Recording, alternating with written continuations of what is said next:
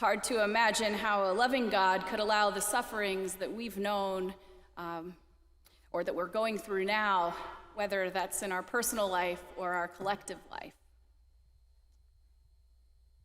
Maybe this is similar to what the disciples are feeling on the boat when we meet them today. They followed their friend and teacher out onto the water in trust. They've left their families, they've left their work in order to follow him. And now they're on this boat, and a violent storm has come. And the wind is strong, and the water is sloshing over the boat, and they're afraid that they will die. They start looking for Jesus, who they've followed. And where is he? But he's underneath, asleep. Maybe they're filled with confusion when they find him there. Maybe they're angry. Maybe they just feel despair. Whatever the mix of emotion, they cry out to him, or maybe they yell at him, "Lord, save us, we're perishing."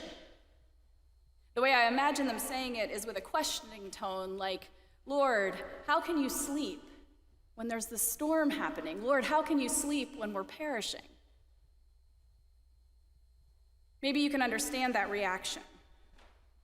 Maybe you felt it time and time again, or maybe you felt it in a particular way in the past weeks. Lord, why does it seem like you're sleeping as senseless killing is taking place? Lord, where are you as children lose parents and parents lose children and so many grieve? Lord, why aren't you getting food and water and shelter more quickly to those who need it so badly?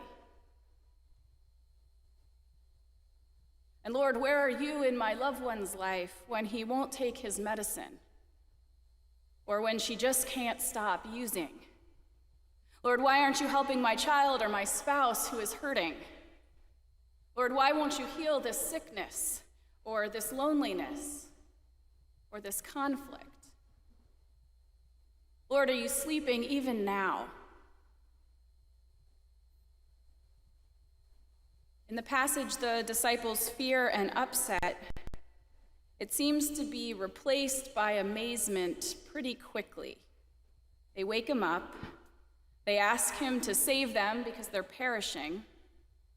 He asks them why they're afraid, almost as if the implication is that fear is not really the called-for thing in the situation. And then he rebukes the wind and waves, and there's this complete calm. They are amazed and full of marvel and wonder at who he is because they haven't quite understood it yet. That's a common reaction that the disciples have throughout Scripture, and the crowd has too. People are stunned with awe or astonishment, even bewilderment at Jesus, at the things that he does. Now, Jesus' response of questioning their fear is a little hard for me to understand. Fear makes sense to me, given the situation. So why would he criticize them for that? I don't know how to interpret his phrasing, but if I step back and if I look at the story as a whole, what's clear is this. There's a storm at sea. Jesus is sleeping at first. We don't really know how long he'd been sleeping or how long the storm had been going on. But the really important thing in all of that is that Jesus is on the boat with them. Jesus never leaves the boat.